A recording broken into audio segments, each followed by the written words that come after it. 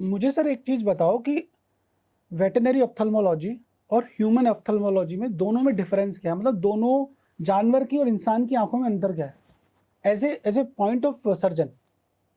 Sir आंखों में देखिए, आंखें तो आंखें हैं, हाँ है ना।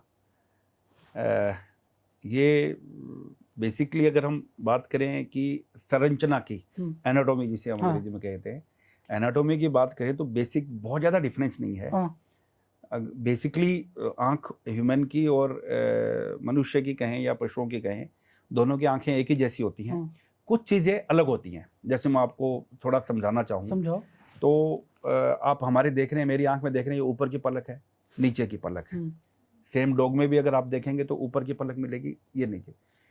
डॉग्स में आप देखेंगे एक तीसरी पलक होती है यहाँ पर, थर्ड आईलिड जिसको हम कहते हैं। वो तीसरी पलक इस तरफ, अगर नाक की तरफ से जो दोनों तरफ जो है यहाँ पर होती है, और उसके अंदर भी एक ग्लैंड होती है, ओ भाई साहब, जो हमारे अंदर रूडिमेंट्री है, आपने देखा यहाँ नहीं है। हाँ और उसके अंदर भी बीमारियाँ होती हैं, हाँ उसके अंदर भी बीमारी हो सकती है।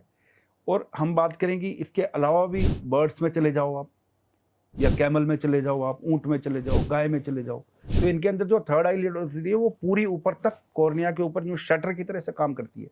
मतलब तीसरी लेयर होती है। यस, तीसरी दो प्रोटेक्शन हुए हमारे, हाँ एक ऊपर की पलक हुई, एक नीचे की पलक हुई। ये इसीलिए बनी है कि हमारी आंखें जो है इनको प्रोटेक्शन दे। अभी मैं आपकी तरफ यूं जोर से हाथ करूंगा, थप्पड़ मारने की कोशिश करूंगा, तो सबसे पहला रिएक्शन क्या होगा? आप अपनी आंख बंद करोगे और पीछे की तरफ खिसक जाओगे ना। तो ये जो चीज़ है, ये प्रोटेक्शन के लिए बनाई गई है हमारी। तो उनको तीसरा प्रोटेक्शन भी दिया, उनको तीसरा प्रोटेक्शन है। प्लस हमारी जो आंख है, अगर हम बेसिकली इसको थोड़ा सा समझने की जरूरत है, जैसा बाहर से दिख रहा है, इसके अलावा इसके अंदर मैकेनिज्म बहुत कुछ हो रहा है। जैसे आज इतनी स्वस्थ आंख जिसे कहते हैं, उसके अंदर आंख के आसपास के जितने भी ये लेयर्स बने हैं, आईलिड्स बनी हैं और दूसरे टिश्यूज हैं, इनका बहुत महत्वपूर्ण रोल है। अगर हम बात करें कि आईलिड्स का साहब इसमें क्या रोल है, सिर्फ प्रोटेक्शन नहीं, जितनी बार आप आंख को ब्लिंक कर रहे हैं उतनी बार हमारे कॉर्निया के ऊपर एक टीयर फिल्म बनती है, जो हमारी आंख का जो कॉर्निया है उसको स्वस्थ रखने में उसका बहुत महत्वपूर्ण रोल है। ओके। अगर कोई व्यक्ति या कोई पशु बार बार हम ब्लिंक नहीं कर रहे हैं तो हमें बहुत स्ट्रेस होती है, हमारी आंख हमें लगेगी सूख गई है, ड्राई हो रही है। और ये पशुओं में भी होता है। पशुओं में भी कुछ ब्रीड आपने देखी होंगी।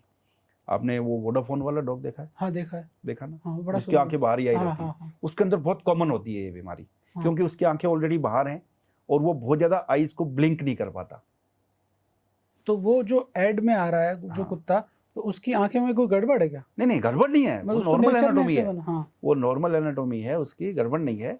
लेकिन मैं हम बता रहे हैं कि वो उसको बहुत ज्यादा वो प्रोन है उस चीज के लिए, वो होने के रिस्क ज्यादा है उसके अंदर। ड्राई आई बनस्पत की दूसरे डॉग ब्रीड में देखे हम, जिनके डीप सीटेड आईज होती है, उसमें आईज बाहर निकली हुई है। तो इसमें यह कि ये प्रॉब्लम होती है कि भाई अगर वो पलक कम झपकता है तो उसके ड्राई आई हो सकती है।